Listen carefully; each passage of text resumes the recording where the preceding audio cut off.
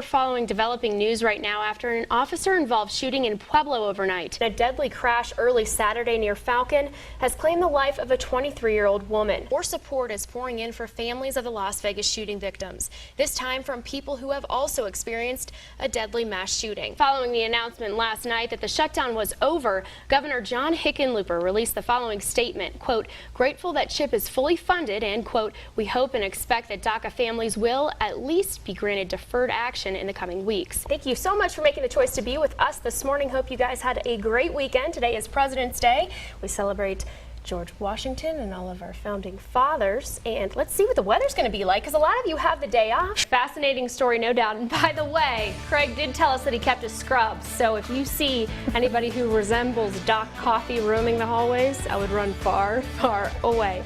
Right now, here's another live look outside. Foggy and frigid out there. Meteorologist Steve Cortez has a closer look in your forecast. Plus, you'll celebrate some local birthdays. That's coming up next. You know, it kind of hit me. You have kind of a Girl Scout green on. I do. Right? And I was a scout, so it's perfect. One man is in critical condition, another suffering minor injuries after a stabbing in Colorado Springs late Saturday night. It happened just before midnight near East Los Animas Street and South Hancock Avenue.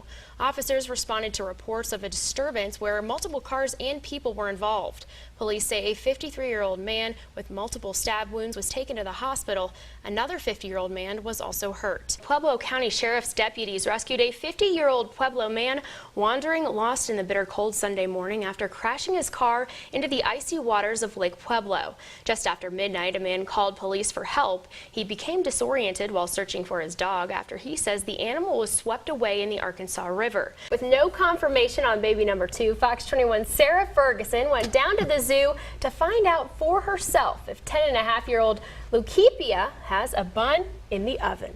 It's like Anchorman, Ron Burgundy. Yeah. When they're like, get down to the zoo, Ling Ling's pregnant. Right? We gotta cover this. Those giraffes are friendly too. And you should go today, right? Take the kids. They're off of school. Sure, well, the weather's not just make sure if you wear your Crocs, you wear socks with them too.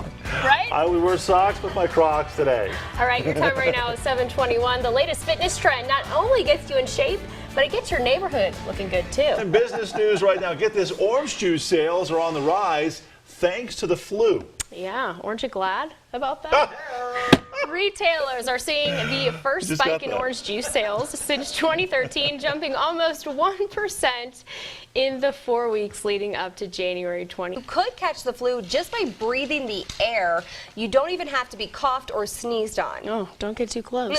You're the sick one. Just kidding. Researchers analyzed air around the exhaled breath of more than 100 people with the flu. TechCrunch reports Facebook is currently testing the button on 5% of Android users in the U.S. Talk about passive aggressive. Who ever heard of a down vote? Why don't you just call them up and tell them you don't like what they're doing?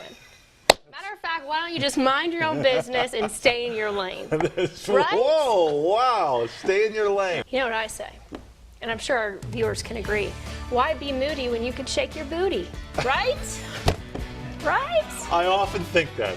I agree. I feel the same way. You're in a bad mood, just dance. There you go, just dance.